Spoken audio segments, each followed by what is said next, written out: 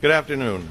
I'm John Miller, Deputy Commissioner for Intelligence and Counterterrorism of the New York City Police Department.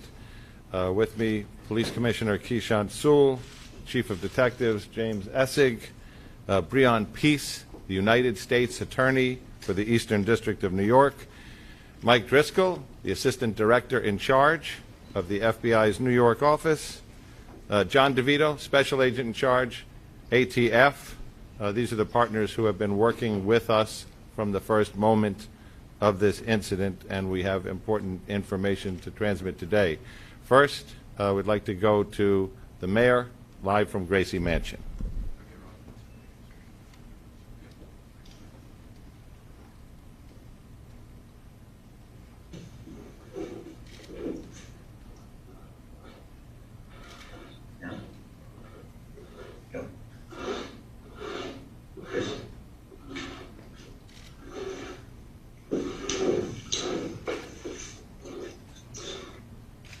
My fellow New Yorkers, we got him. We got him. I cannot thank the men and women of the New York City Police Department enough, as well as our federal agents, our state police, our first responders, from the 9/11 operators to the various men and women from our medical professions. We got him and said to New Yorkers, we're going to protect the people of this city and apprehend those who believe they can bring terror to everyday New Yorkers. And I want to thank everyday New Yorkers who called in tips, who responded, who helped those passengers who were injured. 33 shots, but less than 30 hours later, we're able to say, we got him. Thank you, Commissioner, for your leadership and job well done. And now, Police Commissioner of the City of New York, Keechant Sewell. Good afternoon, everyone, and thank you for being here.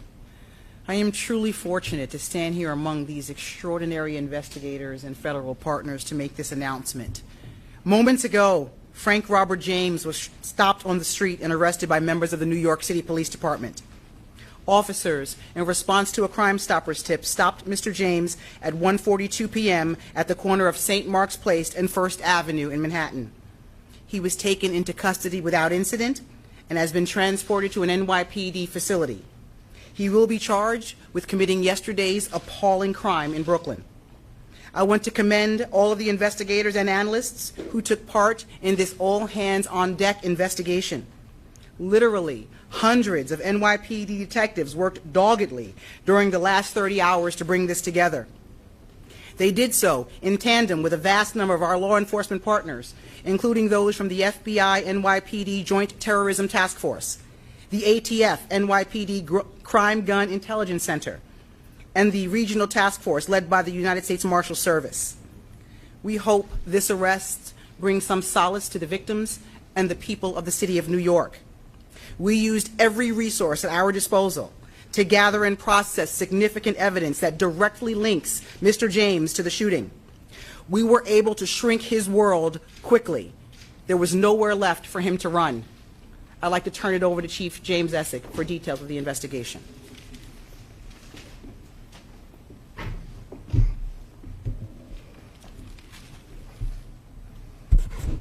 Good afternoon, everybody.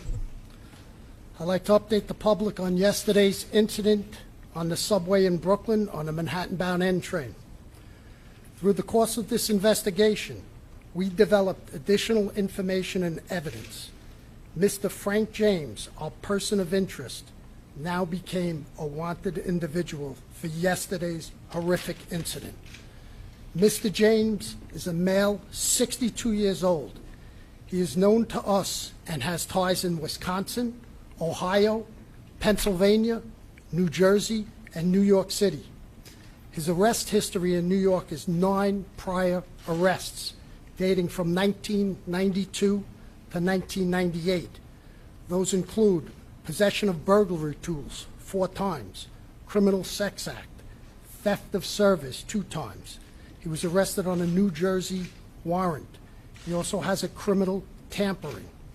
He has 3 arrests in New Jersey in 1991, 1992, and 2007. They are for trespass, larceny, and disorderly conduct. So yesterday, we recovered video of him prior to the incident entering the Kings Highway subway station. He has the same black cart that he has later recovered on the crime scene. The pictures are to my right over here. This We'll make these available electronically after this. This station is 3 blocks from where we recovered the U-Haul truck that he rented in Philadelphia. The key to that truck was recovered at the crime scene.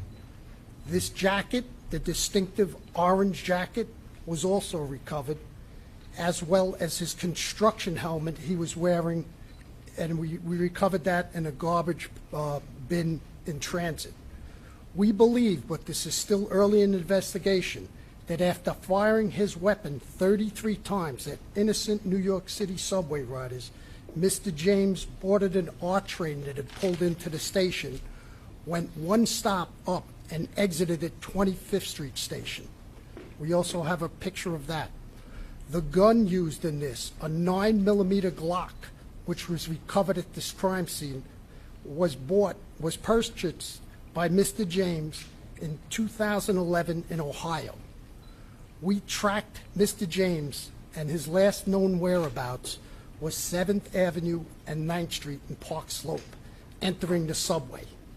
Minutes ago, thankfully, NYPD patrol officers from the 9th Precinct responded to St. Mark's and 1st Avenue, where they apprehended him without incident. This case was quickly solved using technology, video canvassing, and then getting that information out to the public. So I can't speak highly enough of the partners we had, the FBI, Mike Driscoll, ATF, John DeVito, U.S.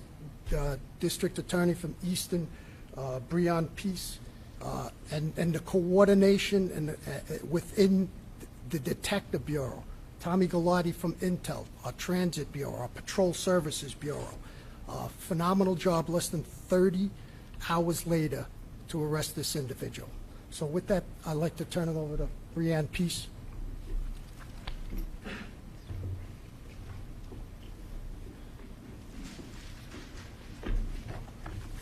Good afternoon. Thank you.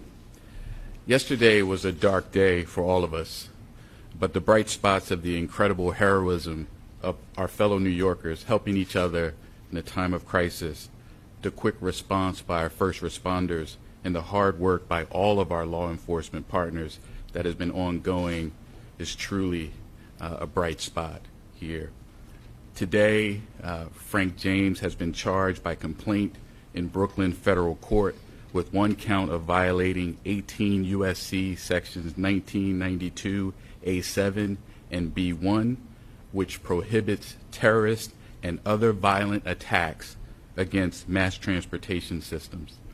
He has been apprehended. He will be arraigned in federal court in Brooklyn, and if convicted, he will face a sentence of up to life imprisonment. My office is prepared to prove beyond a reasonable doubt that on April 12th, 2022, in Sunset Park, Brooklyn, in the Eastern District of New York, Frank James did knowingly and without lawful authority and permission commit an act, including the use of a dangerous weapon, with the intent to cause death and serious bodily injury to passengers and MTA employees on the New York City subway system. The government will prove, among other things, that James traveled across state lines in order to commit the offense and transported materials across a state line in aid of the commission of the offense.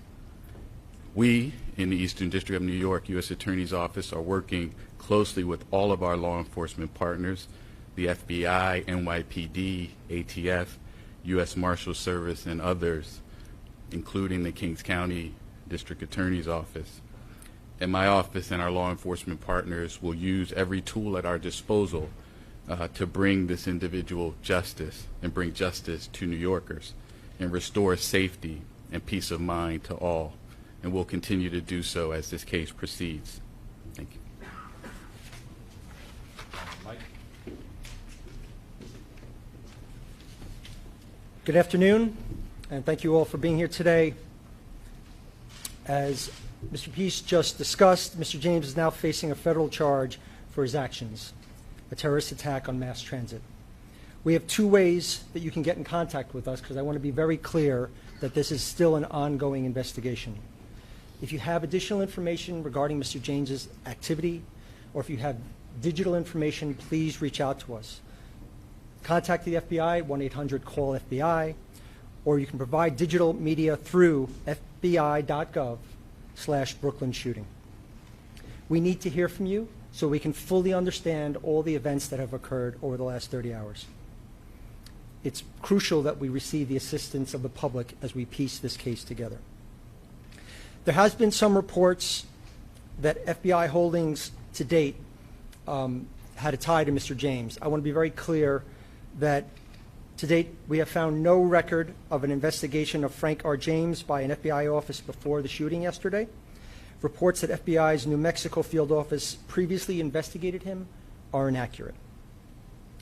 I want to thank our partners in this case, the NYPD, the ATF, the U.S. Marshals, and the U.S. Attorney's Office, and all the members of the FBI NYPD Joint Terrorism Task Force. We've had such a tremendous response from all of our partners in this case that have led us to this moment now. I also want to take a quick moment to highlight the work of the JTTF. I'm fortunate I get to work with them every day. It's truly an outstanding group of people, led by SAC Kerry Farley, who spearheaded this investigation.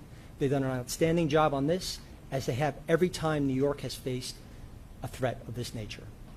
So thank you, and I'd like to turn it over to John DeVito from the ATF.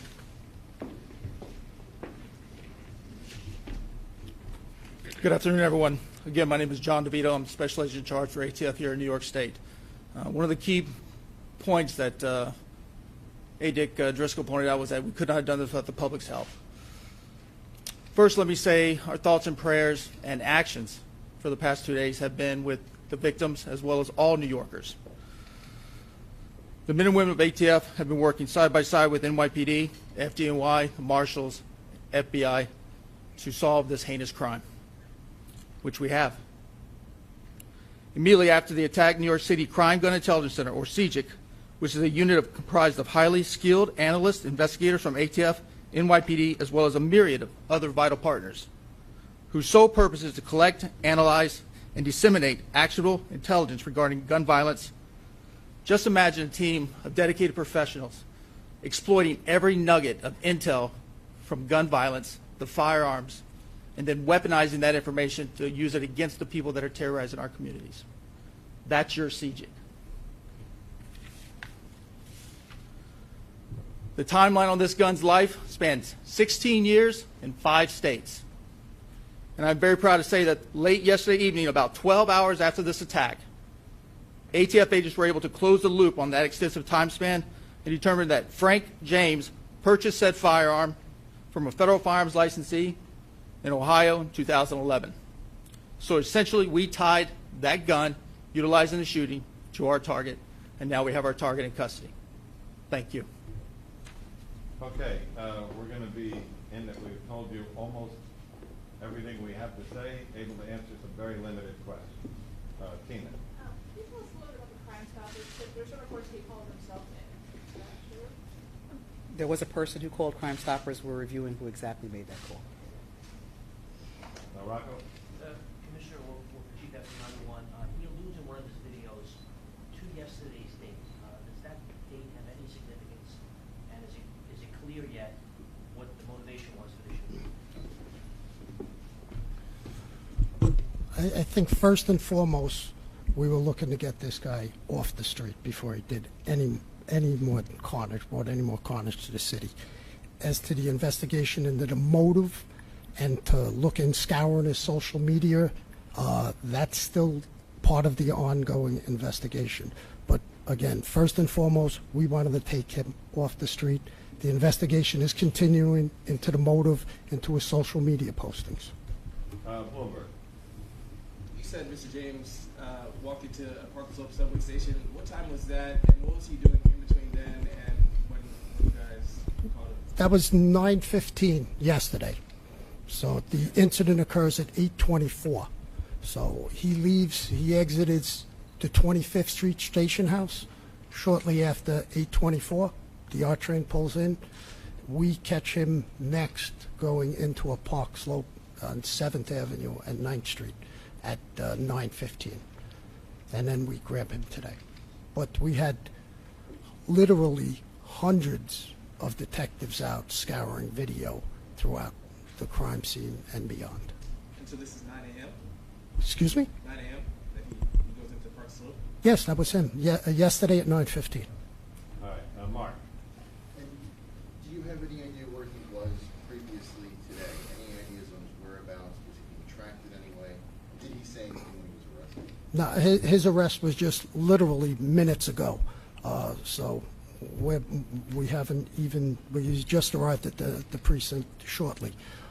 As to his whereabouts, that's part of the investigation. Detectives are out going through video canvases, and we're going to backtrack that, and that will take literally weeks. Katie. A two-part question. The first is, did the NYPD previous to yesterday's attack have any complaints, or did they look into any of the cameras being out, not just at 36th Street, but at 45th and 25th? And additionally, is there any indication that Mr. James was going to do any more attacks in New York City?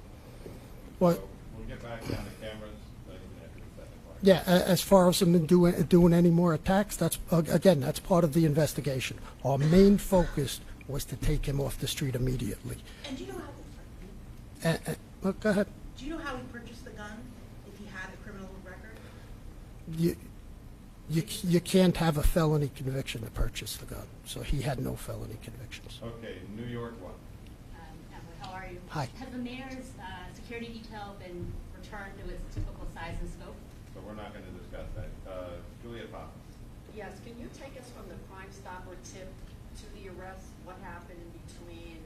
How was he located? And The Crime Stopper tip today? yeah. Yeah, go ahead, boss. Hey, Juliet. Good afternoon. Crime Stopper tip comes in, reports that the male is in the McDonald's on 6th Street and 1st Avenue in the 9th Precinct down on the Lower East Side in East Village. Officers respond to the McDonald's. He's not in the McDonald's. They start driving around the neighborhood looking for him. They see him on the corner of St. Mark's and 1st, and they take him into custody. No incident and take him into custody. Did NYPD do an audit of cameras at subway stations just to make sure they're all working in the future, so it was easier to catch a person who does something like this? Yeah, so the camera systems in the subway system are not NYPD cameras. They're owned and maintained by the MTA. We have access to them. We do regularly look and see which cameras are working, which ones are not, but the responsibility for those cameras belongs to the MTA. Tony. Are you going to make the officers who made the apprehension available? Are you going to identify them or any special? Not at this time. If we do, we'll let you know. Rocco. For Chief Jesse, Chief, in interviews that took place throughout the day yesterday with any of the surviving victims as well as people who were on the train, have you been able to glean anything about what he said or did on the train that yields a little bit more about his motivation, about what he intended to do? We have witnesses on the train who said he was sitting in the back corner of the second car, and he popped the smoke grenade. And we have one witness who says, what did you do? He goes, oops, and then he pops the two, brandishes the firearm, and fires 33 times. That we are in the process, and we are asking for anybody's help who is on that subway train or on that platform to reach out to the Crime Stoppers at 1-800-877-TIPS with any information. We're still looking for witnesses and anybody who has information who was on the scene. Okay, New York Times. Hi, can you tell us anything more about the clock that this guy used? We heard initially that it had jammed. I know from what experts say that clocks aren't supposed to do that. It's kind of one of the selling points of clocks. Can you tell us a little bit more about if that's the case or? Well, Our crime scene is still processing that scene. It goes to the lab, and they'll give us a report. It's still very early in the investigation for that. All right, Tony? One for All right. Mr. Okay, go ahead. U.S. Attorney. The statute that he's being held under, that requires no nexus to any foreign terrorism. This is, in its own, it's a discrete terrorism charge. That's correct. The statute is titled Terrorism and Other Violent Attacks in Mass Transportation. So if there's a federal interest, of course, in protecting mass transportation hubs and infrastructure, and so that's the jurisdiction. But we're not going to comment further, or we're still investigating the motive and things like that, so can't comment further.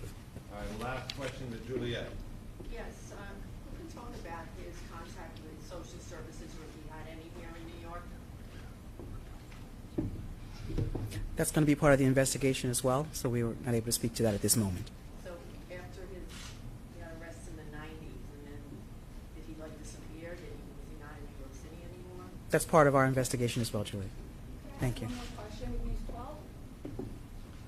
You're the last question. Thank you. I'm wondering if there's, do we have any motive in terms of Sunset Park? Why Sunset Park, or was it random? No idea. So just to close, we also want to acknowledge our partners, sometimes jousting partners in the media, for putting all these pictures out, for spreading this story from the time we did the press conference yesterday.